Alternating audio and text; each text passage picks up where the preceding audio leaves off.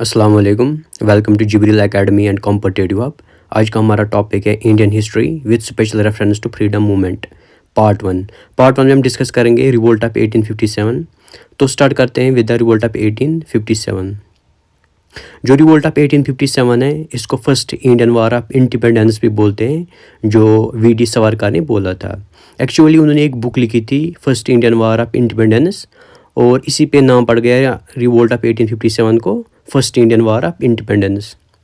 जो revolt of 1857 है इसको इंडियन म्यूटिनिटी भी बोलते हैं या सिपाही म्यूटिनिटी भी बोलते हैं, ये हम आगे देखेंगे।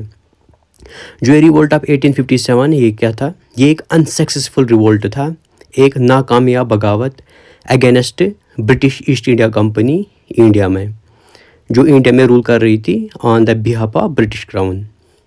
यानी जो इंडिया था, इंडिया को कंट्रोल करता था ब्रिटिश गवर्नमेंट, जिसको उस टाइम ब्रिटिश क्राउन बोलते थे, थ्रू अ कंपनी जिसको ब्रिटिश ईस्ट इंडिया कंपनी बोलते थे। और जो ब्रिटिश ईस्ट इंडिया कंपनी है इसके खिलाफ एक रिवोल्ट हो गया जिसको रिवोल्ट ऑफ 1857 बोलते हैं। और जो गवर्नर जनरल था उस टाइम वो लॉर्ड कैनिंग था।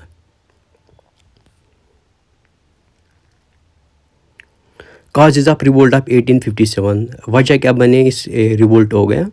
एक इम्पॉर्टेंट काज था, वो था इमीडिएट काज। इमीडिएट काज क्या था? Introduction of royal Enfield rifle. एक नया राइफल को इंट्रोड्यूस किया गया जिसे रॉयल एनफील्ड राइफल बोलते थे।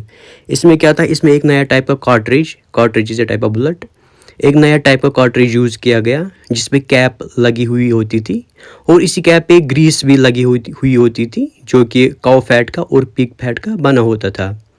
तो क्या होता था, जब ये कार्ट्रिज लोड करना पड़ता था गन में, एक हाथ में गन होता था और गन अलाउड नहीं था नीचे रखना, तो जब एक हाथ में गन होता था और दूसरे हाथ में एक कार्ट्रिज लेना पड़ता था, और जो कैप है इस पर रिमूव करना पड़ता था with the help of teeth. तो इससे क्या हो गया, जो हिंदू एंड मुस्लिम सोल्जर्स थे ब्रिटिश आर्मी में वो एजिटेट हो गए और इन्होंने रिवोल्ट किया अगेंस्ट ब्रिटिशर्स, और इसको इमीडिएट काज माना जाता है रिवोल्ट ऑफ 1857 का। अगर हम दूसरा काज देखें वो था सोशल एंड रिलीजियस काज। जो Indian social cultural and religious system था वो डेंजर में दिख रहा था अंडर ब्रिटिश एडमिनिस्ट्रेशन। क्यों डेंजर में दिख रहा था अंडर ब्रिटिश एडमिनिस्ट्रेशन? पहला रीज़न था एबॉलिशन ऑफ सती को एबॉलिश किया गया, ख़त्म किया गया 1929 में। इसको किसने बैन लगा दिया? लॉर्ड विलियम बेनेडिक्ट ने, जो कि first governor general of India थे, with the efforts of Raja Rammohan Roy. जो राजा राममोहन राय जी थे वो उनको फादर ऑफ मॉडर्न इंडिया बोलते हैं। उनने एक इम्पॉर्टेंट रोल प्ले किया था एबॉलिशन ऑफ सती में। ये सती क्या था? ये एक हिंदू प्रैक्टिस थी जिसमें अगर हस्बैंड की डेथ हो जाती है तो जो उसकी विडो वाइफ है उसको भी अपने आप को सेक्रीफाई करना पड़ता था। कैसे? जो हस्बैंड फ्यूनरल पायर होता था, जो विडो वाइफ है उसको उसी के ऊपर बिठाया जाता था और दोनों को एक साथ बर्न किया जाता था। दूसरा रीज़न था रिलीजियस डिसेबिलिटी एक्ट 1850। इसने चेंज किया, जो एक्ट है इसने चेंज किया हिंदू लॉ प्रॉपर्टी। जो रिलीजियस डिसेबिलिटी एक्ट 1850 था, इसमें क्या कहा गया? इसमें कहा गया अगर कोई भी अपना रिलीजन चेंज करता है तो उसको बेदखल नहीं किया जाएगा इनहेरेंट प्रॉपर्टी से। यानी अगर कोई सन अपना रिलीजन चेंज करता है तो जो उसकी फादर की इनहेरेंट प्रॉपर्टी है वो इसको मिलेगी। ये था रिलीजियस डिसेबिलिटी एक्ट 1850। और तीसरा जो रीज़न था वो था हिंदू मैरिज एक्ट 1856। इसमें अलो किया गया कि हिंदू जो विडोज़ हैं वो फिर से शादी कर सकती है, और ये पास किया लॉर्ड कैनिंग ने, और इसका ड्राफ्ट बनाया लॉर्ड डलहौजी ने। क्रिश्चियन मिशनरीज़ को अलो किया गया इंडिया में एंटर होने में और प्रोपिगेट क्रिश्चियनिटी कराने में। और एक एक्ट लाया गया जिसे जनरल सर्विस एनलिस्टमेंट एक्ट बोलते हैं। इसमें कंपलसरी कर दिया गया कि इंडियन सोल्जर्स को जो ब्रिटिश आर्मी में थे कि आपको आउटसाइड इंडिया भी ड्यूटी करना पड़ेगा, जो कि अगेंस्ट था बिलीफ्स के, जो इंडियन कल्चर था, जो इंडियन सिस्टम था उसके अगेंस्ट था। तीसरा अगर हम काज देखें वो था इकोनॉमिक काज। जो पीजेंट्स थे, जो फार्मर्स थे, उनको हाई रेवेन्यू डिमांड किया ब्रिटिशर्स ने। उनको बोला गया आपको अब हाई टैक्स देना पड़ेगा, हाई रेंट्स देना पड़ेगा। साथ ही साथ जो ब्रिटिशर्स थे उनको रॉ मटेरियल ज़रूरत पड़ता था क्योंकि इंडस्ट्रियल रिवोल्यूशन चल रहा था इंग्लैंड में। सो ब्रिटिशर्स जो थे उनने इंडिया में स्टार्ट किया मोनोपोलाइज्ड प्लांटेशन बिजनेस, यानी उन्होंने इंडिया को एक लिस्ट दिया जिस पे मेंशन था कि आपको कौन कौन से क्रॉप्स ग्रो कराने हैं, लाइक इंडिगो आपको ग्रो कराने हैं, जूट, टी, कॉफ़ी। इनके अलावा अलाउ नहीं था इंडियंस को कोई और क्रॉप ग्रो कराना। इसी के साथ ही साथ जो ब्रिटिशर्स थे वो ये बाई करते थे एट लो कास्ट, फिर बाद में हाई कास्ट पे सेल करते थे अदर कंट्रीज़ को। और जो ब्रिटिश गुड्स थे वो इंडिया में सेल होना स्टार्ट हो गया, जिसने डिस्ट्रॉय किया इंडियन मैन्युफैक्चरिंग जो प्लांट्स थे वो पूरा डिक्लाइन हो गया। इससे क्यों हो गया डिक्लाइन? जो ब्रिटिश गुड्स थे जो इंग्लैंड में प्रोड्यूस होते थे वो एक तो ब्यूटीफुल थे, साथ ही साथ इनएक्सपेंसिव थे। उससे क्या हो गया, जो इंडियन पीपल थे वो ज़्यादा यूटिलाइज करने लगे। उससे क्या हो गया, जो इंडस्ट्रीज़ थी इंडिया में वो डिक्लाइन होने लगी, जिसे इंडस्ट्रियलाइजेशन बोलते हैं।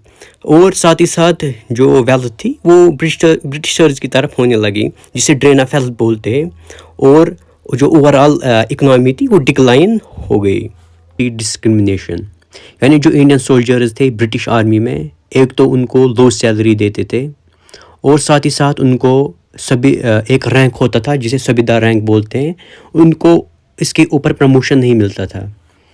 और जो इंडियन सोल्जर्स थे जो ओवरसी जो विदेश में काम करते थे, जिनको विदेश में ड्यूटी थी, वो या तो उनको ओवरसी अलाउंस नहीं मिलता था या तो उनको लो सैलरी मिलता था as compare to European soldier था, जो कि पूरा डिस्क्रिमिनेशन था। फिफ्थ काज था पॉलिटिकल काज। पॉलिटिकल काज क्या था? Introduction of policy of doctrine of lapse. एक नया पॉलिसी को इंट्रोड्यूस किया गया जिसे डॉक्ट्राइन ऑफ लैप्स बोलते हैं, जो लॉर्ड डलहौजी ने इंट्रोड्यूस किया था 1848 में।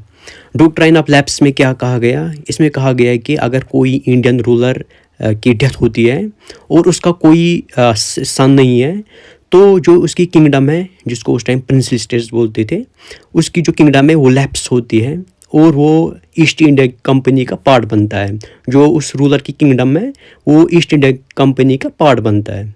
साथ ही साथ जो डॉक्ट्राइन ऑफ लैप्स है ये अप्लाई होता था उस किंगडम पे भी जहाँ अगर रूलर को कंक्लूड किया जाए, डिक्लेयर किया जाए कि वो अनफिट है रूल करने के लिए, उधर भी ये अप्लाई होता था। और जो लॉर्ड डलहौजी थे उन्होंने बहुत सारी स्टेट्स को एनेक्स किया थ्रू डॉक्ट्राइन ऑफ लैप्स।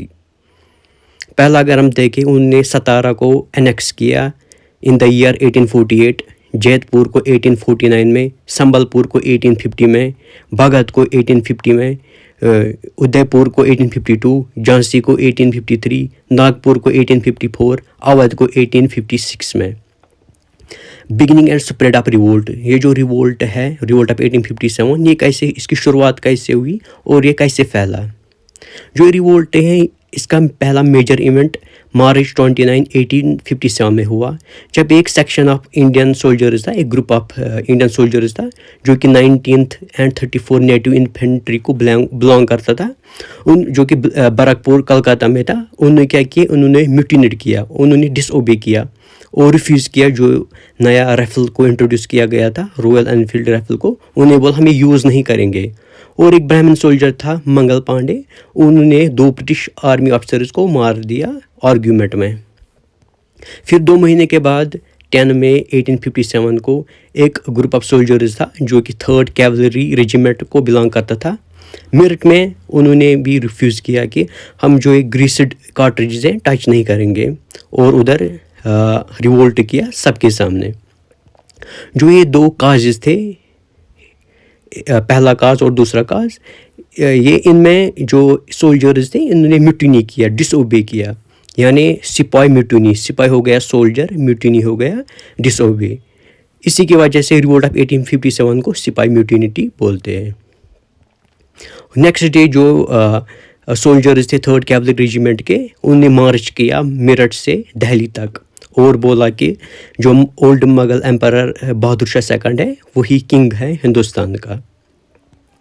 जो ये रिवोल्ट हो गया दिल्ली में, इसने एक इम्पैक्ट डाला पूरे नॉर्थ के कुछ पार्ट्स में और सेंट्रल इंडिया में। अगर हम कुछ इम्पॉर्टेंट लीडर्स देखें, लाइक बरकपुर में मंगल पांडे ने ये रिवोल्ट किया, बकत खान और बहादुर शाह सेकंड ने दिल्ली में रिवोल्ट स्टार्ट किया। या नाना साहिब ने कानपुर में रिवोल्ट स्टार्ट किया, तानिया तोप ने कानपुर और गेवलार में रिवोल्ट स्टार्ट किया, बेगम हज़रत महल ने अवध में रिवोल्ट स्टार्ट किया, रानी लक्ष्मी ने स्टार्ट किया झांसी में रिवोल्ट। जो रानी लक्ष्मी थी विडो क्वीन थी राजा गंगाधर राव की। जो राजा गंगाधर राव था, जब उसकी डेथ हो गई तो रानी लक्ष्मी ने अडॉप्ट किया था सन, ताकि वो रूल कर सके किंगडम को। लेकिन लॉर्ड डलहौजी ने थ्रू डॉक्ट्रिन ऑफ लेप्सी उसको रिजेक्ट किया और बोला ये रूल नहीं कर सकता है। तो जो रानी लक्ष्मी थी उनने ज्वाइन किया तानिया तोप को, जो कि क्लोज एसोसिएट थी नाना साहिब की। और इन दोनों ने, रानी लक्ष्मी और तानिया तोप ने मार्च किया टूवर्ड्स गेवलर, एक जगह का नाम है, और उनको रोका गया इंडियन सोल्जर्स ने। इसी तरह कुंवर सिंह ने स्टार्ट किया रिवोल्ट बिहार में, जिसको उस टाइम जगदीशपुर बोलते थे। और फेरोज शाह ने स्टार्ट किया revolt at Mandsaur. Suppression of revolt, जो रिवोल्ट है इसको सप्रेस कैसे किया गया? फाइनली इसको सप्रेस किया गया, जो ब्रिटिशर्स हैं उन्हें कैप्चर किया दिल्ली को ऑन सितंबर 20, 1857। किसने किया? जॉन निकलसन ने। मेजर हुडसन ने बहादुर शाह जो बेटे थे और ग्रैंडसन्स थे उनको मार दिया दिल्ली में। सर कॉलिन कैम्पबेल जो थे उन्हें कैप्चर किया कानपुर को। हग रोज जो थे उन्हें कैप्चर किया झांसी को। और जो कॉलोनल वंसल जो थे उन्हें कैप्चर किया बनारस को। और विलियम टेलर और आई जो थे उन्हें कैप्चर किया आरा को। इस तरह से ये जो रिवोल्ट है इसको सप्रेस किया गया। काज ऑफ फेलियर, अगर हम वजह देखें ये फेल क्यों हो गया रिवोल्ट ऑफ 1857, जो मेजर काज था वो था confined to a small part of northern India. जो रिवोल्ट है ये कन्फाइन रह गया, ये क्लोज रह गया small part of northern India में, लाइक रोहितखंड में, अवध में, दिल्ली में और कुछ सेंट्रल पार्ट ऑफ इंडिया में और बिहार में, और ये ज़्यादा स्प्रेड नहीं हो गया। साथ ही साथ जो रूलिंग चीफ्स थे ईस्ट इंडिया में वो उन्होंने कोई पार्ट नहीं लिया इस रिवोल्ट में। और जो रिबल लीडर्स थे उनके पास कोई पॉलिटिकल लीडरशिप नहीं थी या कोई मिलिट्री एक्सपीरियंस नहीं थे, साथ ही साथ फंड्स भी नहीं आते थे, और जो उनके पास जो इक्विपमेंट्स थे वो इतने सुपीरियर नहीं थे। दैट इज़ वाई जो रिवोल्ट है वो फेल हो गया। इम्पैक्ट ऑफ रिवोल्ट, जो रिवोल्ट है इससे क्या इम्पैक्ट रहे? पहला है जो इंडियन आर्मी ने जो म्यूटिनी किया 1857 में, इससे ब्रिटिशर्स ने और स्ट्रांग किया, जो मिलिट्री एडमिनिस्ट्रेशन थी उनकी, उनको और स्ट्रांग किया। साथ ही साथ जो ये रिवोल्ट है इससे क्या हो गया, जो फाइनेंशियल क्राइसिस थे कंट्री में वो ओवरस्ट हो गए। और government of India act of 1858 लाया गया, उसको पास किया गया इस रिवोल्ट की वजह से। जो ये government of India act of 1858 है, इसको act of good government of India भी बोलते हैं। इसको क्यों बोलते हैं? क्योंकि जो गवर्नमेंट थी उनने बोला ये आंसरेबल गवर्नमेंट होगी, ये कोई भी मेजर्स अगर लेंगे, कोई भी स्टेप्स लेंगे वो उनका आंसर देगी। और जो एक्ट है इसने एबॉलिश किया ईस्ट इंडिया कंपनी को, और जो पावर था गवर्नमेंट का या टेरिटरीज़ का या रेवेन्यू का वो ब्रिटिश क्राउन को मिल गया, यानी ब्रिटिश क्राउन के पास पूरा एडमिनिस्ट्रेशन आ गया। साथ ही साथ जो ये एक्ट था एक्ट ऑफ 1858, इसने चेंज किया डेजिग्नेशन।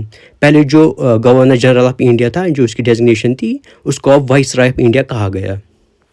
जो लॉर्ड कैनिंग थे वो first vice Roy of India बने। और जो ये एक्ट ऑफ 1858 आया इसने डबल गवर्नमेंट इंडिया में ख़त्म किया।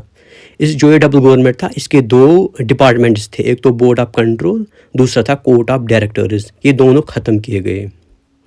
और जो ये एक्ट है इसने क्रिएट किया नया ऑफिस, एक और नया ऑफिस जिसको सेक्रेटरी ऑफ स्टेट बोलते थे, जिसको एक कंप्लीट अथॉरिटी एंड कंट्रोल दिया गया इंडियन एडमिनिस्ट्रेशन पे।